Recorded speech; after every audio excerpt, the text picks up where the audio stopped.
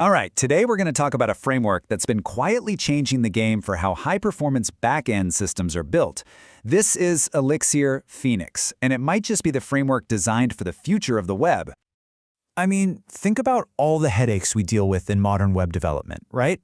Juggling a dozen microservices just to scale, wrestling with WebSockets for real-time features, setting up completely separate systems for background jobs. What if one single framework just gave you all of that, elegantly and efficiently, right from the start? Well, that framework is Elixir Phoenix. And it's not just another option on the menu. It's a totally different way of thinking about how we can build applications. So let's dive in and break down exactly what makes this thing so powerful. So first things first, what exactly is Phoenix? And what's the big promise it makes to every developer who picks it up?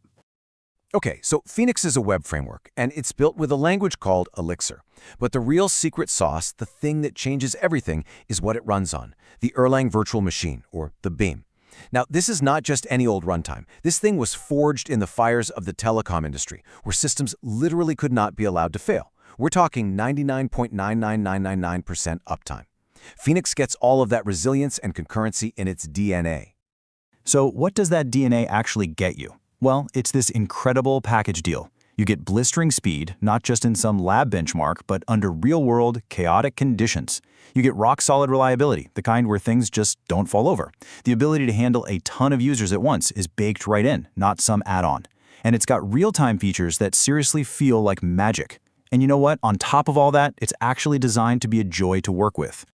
To really get Phoenix, you have to understand its two main superpowers, both of which come straight from Erlang: concurrency and fault tolerance. And these aren't just bullet point features. They're a completely different way of doing things. You know, this slide talks about lightweight processes, and that's the key. Forget about traditional threads that are heavy and eat up memory. Elixir processes are insanely cheap. You can spin up hundreds of thousands, even millions of them on just one machine. Each one is like its own tiny, isolated universe, just handling a single user or a single task. And this right here is the payoff. All of a sudden, a massive traffic spike isn't a crisis. Building a chat app with thousands of people typing at once is actually straightforward. And you don't need to bolt on a separate system like Redis to run background jobs. It's all handled by the exact same elegant model. But here's the cool part. What happens when one of those million processes crashes? Well, in most frameworks, one bad crash can take down the whole server. Not here. The philosophy in Phoenix is, let it crash. Why? Because there's this special process called a supervisor that's always watching. If one of the worker processes dies, the supervisor just instantly restarts it in a fresh, clean state. It often happens so fast the user doesn't even have a clue. It's basically a self-healing system. And believe me, this let it crash idea isn't just some academic theory. It's the whole reason why these industries where failure is absolutely not an option, rely on this technology. You know, messaging platforms like WhatsApp were built on Erlang. Financial systems where every single transaction has to be perfect. They trust this model because it's been proven in the real world for decades. Okay, so Phoenix is reliable, it's scalable, we get it. But what about the front end? This is where we get to what a lot of people think is Phoenix's absolute killer feature. It's a true revolution in how we build interactive websites. And that's not hyperbole. Seriously. For any developer who's had to build a live dashboard or a collaborative document editor or even just an instant notification feed, LiveView just changes the entire game. It makes everything so much simpler. This slide right here is the whole story. On the left, you've got your typical setup for a single-page app.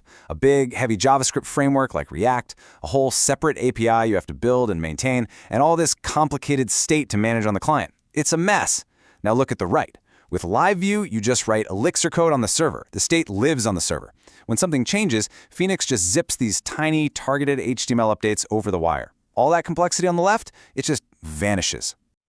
So this all sounds amazing, but you have to ask, does it actually perform? And maybe just as important, is it a pain to work with? Let's talk about speed and the actual developer experience. Yeah, the benchmarks are pretty wild. Phoenix isn't just fast, it's incredibly efficient.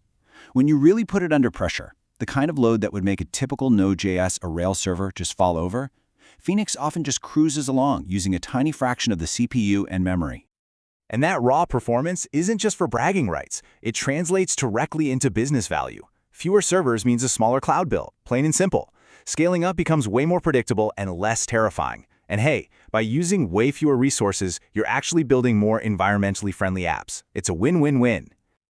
But look, performance is only half the battle. If a framework is a total nightmare to use, who cares how fast it is? Phoenix is the exact opposite. It's built for developer happiness.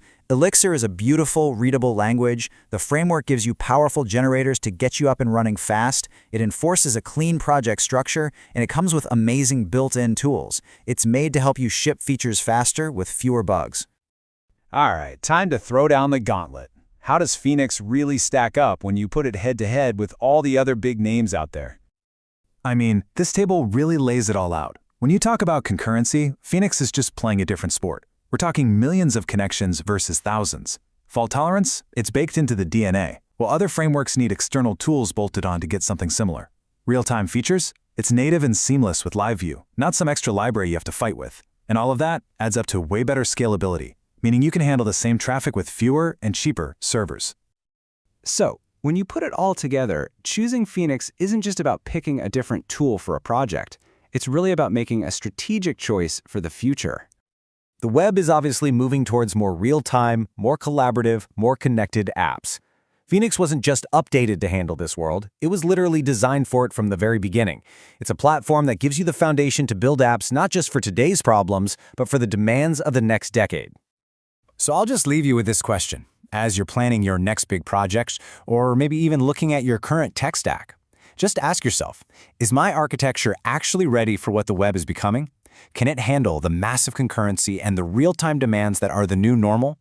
If there's even a little bit of doubt, Elixir Phoenix is a framework you should absolutely be looking at.